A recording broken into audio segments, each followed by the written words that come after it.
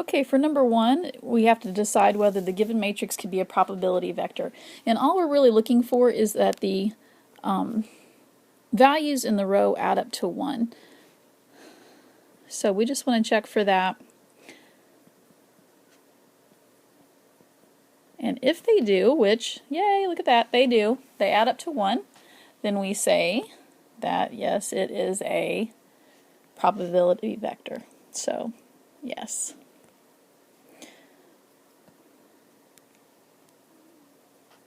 For number 2, it says decide whether the given matrix could be a transition matrix. And we're really looking for 3 things. The first thing is we want to know, is it a square matrix? And it is. It's a 2 by 2, as long as the rows and columns are the same. The second thing we're looking for is, are the values in the matrix between 0 and 1? And they are. Oop, take that back. They are not, because we have a value that's 2. If we also look at it, the other thing we would be looking for is, are the rows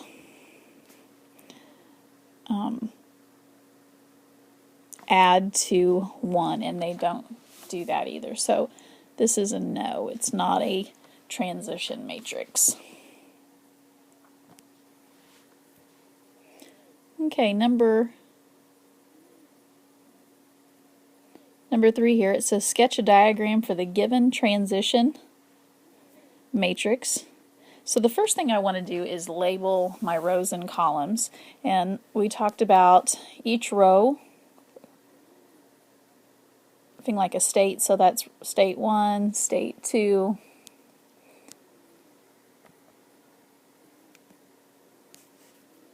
state 1, state 2, and state 3, and then column state 1, state 2, and state 3. And so for each of these, so the rows, so this would be like the first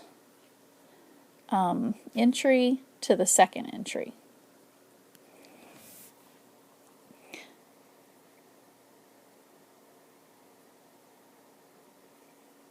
And so we're going to put a little dot for each state.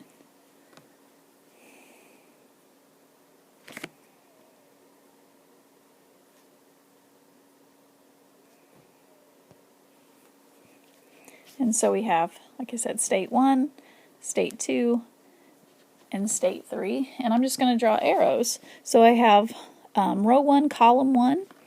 So that's going from 1 to 1. That's going to be 0.4. And then we have 1 to 2 is 0.6. And 1 to 3 is 0. So we don't put an arrow towards 3. Then from 2 to 1, it's 0.46. From 2 to 2, so back on itself, is 0.35. And from 2 to 3, so we'll have an arrow going over to 3, is 0.19. Those are all probabilities. Then we have from 3 to 1, there's 0, so probability is 0, so we have no arrow there. 3 to 2 is 0, so there's no arrow there. But 3 to itself is 1. So there's the picture of our transition matrix.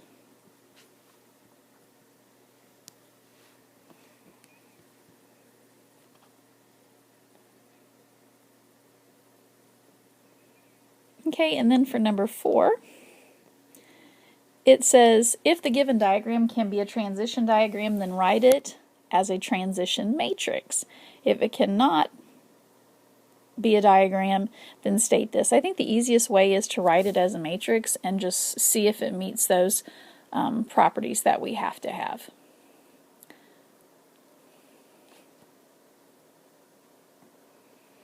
So we would have state 1, state 2, state 3, state 1, state 2, state 3.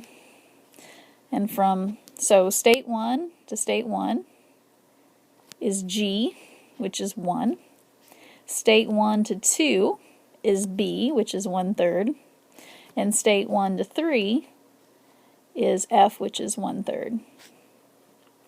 State 2 to 1 is A, which is 1/2.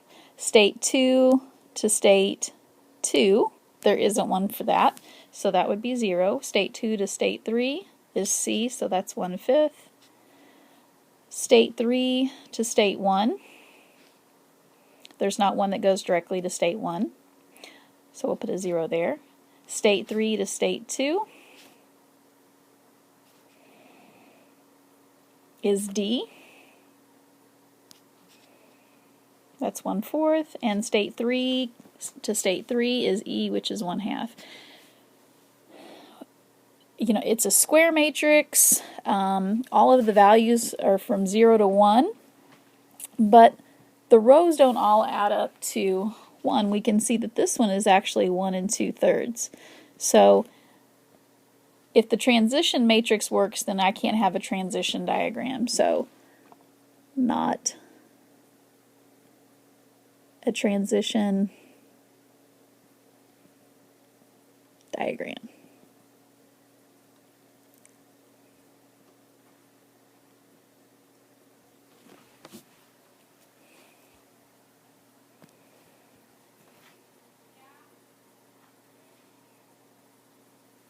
All right, number 5. It says for the given transition matrix, find the probability that state 2 changes to state 1 after 3 repetitions. So I've got A, the A matrix. It says 3 repetitions, and that means that I'm going to look at what happens at A to the 3rd. And I would put that in my graphing calculator, put the matrices in there, and see what I end up with for A to the 3rd.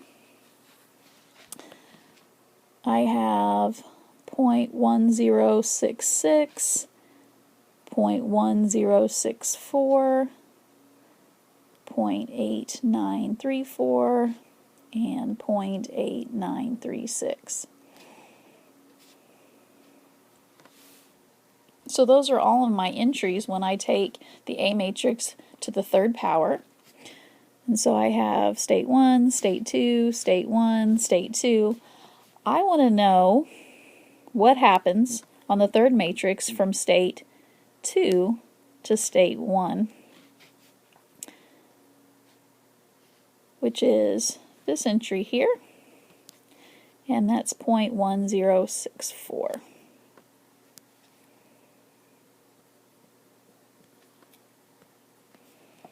Okay, for number 6, it says for the transition matrix, find the probability that state 2 changes to state 4 after 5 repetitions. So I'm going to call this the A matrix, and I know there's a lot of values here, but we're going to stick that in our graphing calculator, and this time we want A to the 5th. And so we'll get a matrix for that.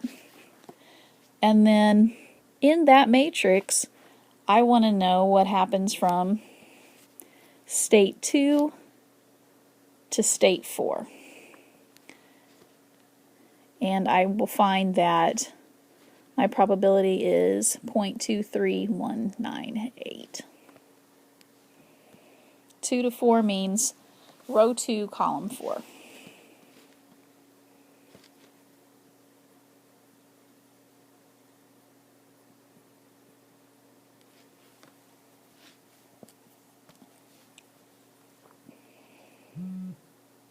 Okay, number 6. Oh, we've got or number 7, sorry. Got a fun word problem. If it snows today, there is a 90% chance of snow tomorrow. However, if it does not snow today, there is a 30% chance that it will not snow tomorrow. And we want to construct a transition matrix for this. So we actually have 2 things that are happening. It's either going to snow or not snow. And so I'm going to call it snowing as state 1 and not snowing is state 2. So I have state 1, state 2, state 1, state 2. So the left side is the first day and the top is the second day. It says if it snows today, so that would be 1, then there's a 90% chance that it snows tomorrow. So that would be a 1-1. That would be 0.9. And then since the row has to be equal to 1, then the probability of it snowing today and not snowing tomorrow would be 0.1. And then the next section says if it does not snow today, so that would be no snow today, there is a 30% chance that it will not snow tomorrow. So that's a state 2 to state 2, which is 0.3. Again, since the row has to add up to 1, we need 0.7 in for 2, 1 to give us the row addition of 1. So there's our transition matrix.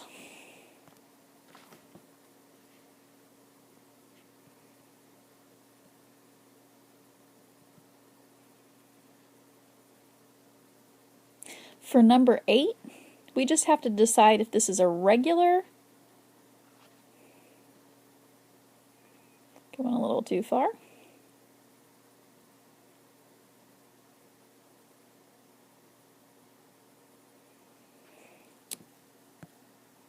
we just need to decide if this is a regular transition matrix or not. And to have a regular transition matrix, all of the values have to be positive, and that means no zeros, and no subsequent powers of them can have a 0 in it. So what I'm really looking at is any consecutive power of the matrix.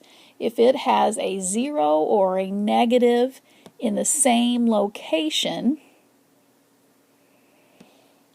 then it automatically is not a regular matrix. So this is A, and then if I take A squared,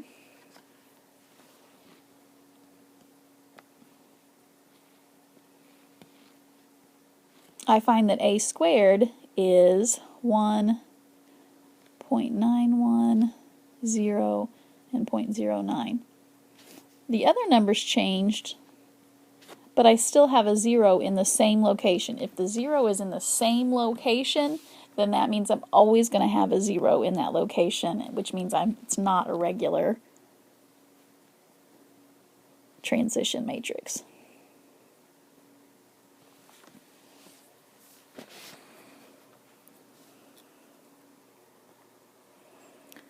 And then number 9, it says find the equilibrium vector for the transition matrix.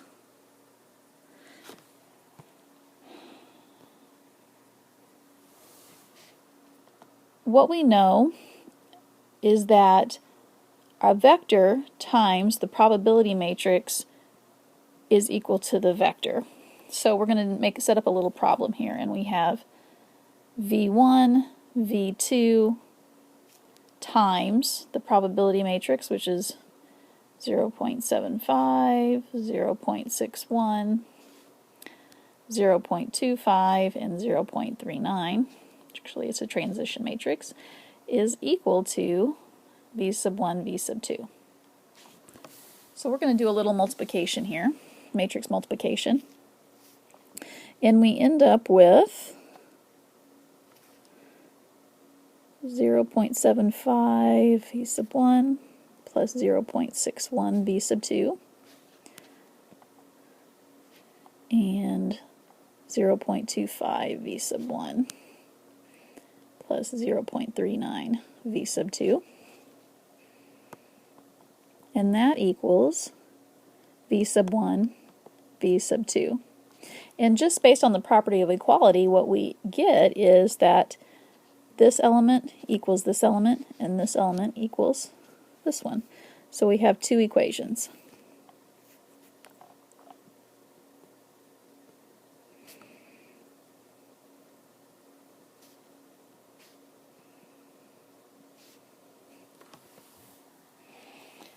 And then 0.25 v sub 1 plus 0.39 v sub 2 equals v sub 2.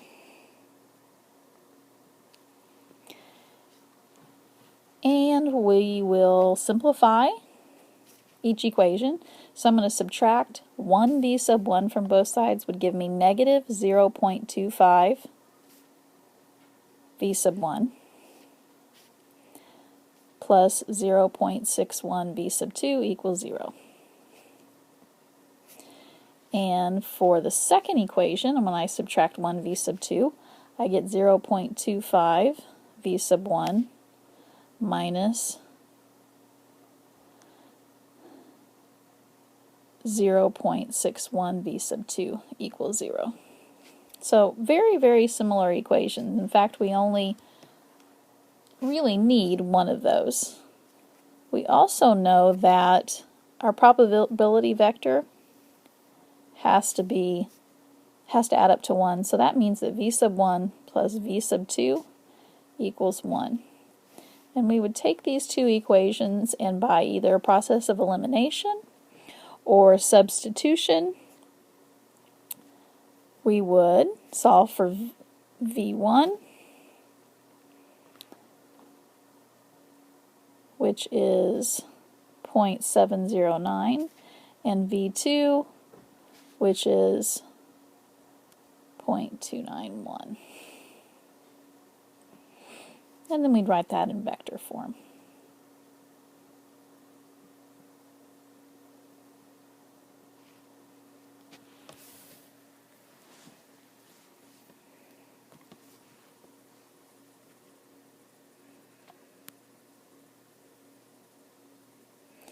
Okay, the last one's kind of sneaky here. We want to do the same kind of thing that we did for problem 9, where we take vector times the transition matrix equals the vector. So I already have my transition matrix. I have low, medium, and high, so instead of V1 and V2, I'm going to have V1, V2, V3 equals V1, V2, V3. And so I'm going to have 3 equations.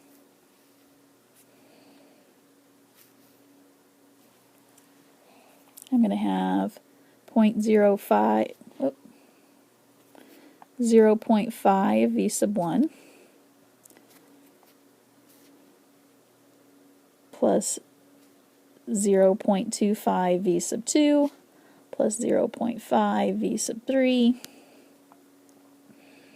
and that equals v sub 1. Then my next equation, 0.4 v sub 1 plus 0.45 v sub 2 plus 0.3 v sub 3 equals v sub 2. And my third equation, 0.05 v sub 1 plus 0.4 v sub 2 plus 0.55 v sub 3 equals v sub 3. And then again, I also know that I have to have that probability matrix. The row has to add up to 1. So I have v sub 1 plus v sub 2 plus v sub 3 equals 1. The first 3 equations, I want to bring everything over to the left side and set it equal to 0.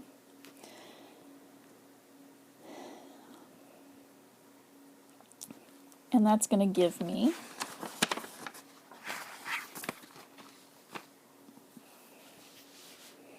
still I have the v sub 1 plus v sub 2 plus v sub 3 equals 1. And then my next equation, negative 0.5 v sub 1 plus 0.25 v sub 2 plus 0.05 v sub 3 equals 0. 0.4 v sub 1 minus 0.55 v sub 2 plus 0.4 v sub 3 equals 0.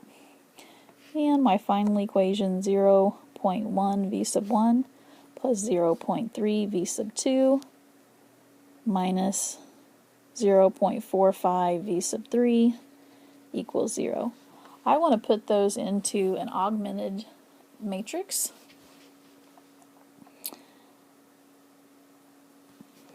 by putting, let's see, I'm going to have 1, 1, 1, 1. Make this matrix A, negative 0.5, 0.25, 0.05, and 0, 0.4, negative 0.55, 0.4, and 0, and then 0.1, 0.3, negative 0.45, and 0. And so I'm going to put this in a 4x4 matrix, and then I am going to go to Matrix Calc,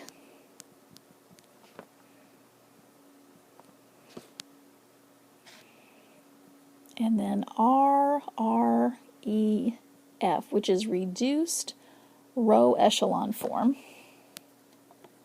for matrix A. And it will reduce the whole thing, and the final column on the right will be my answer, which tells me that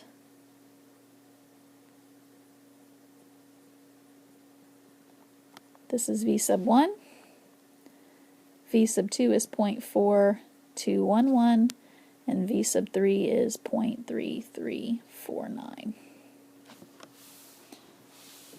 Okay, I hope you enjoyed that practice quiz, and we'll see you on Monday.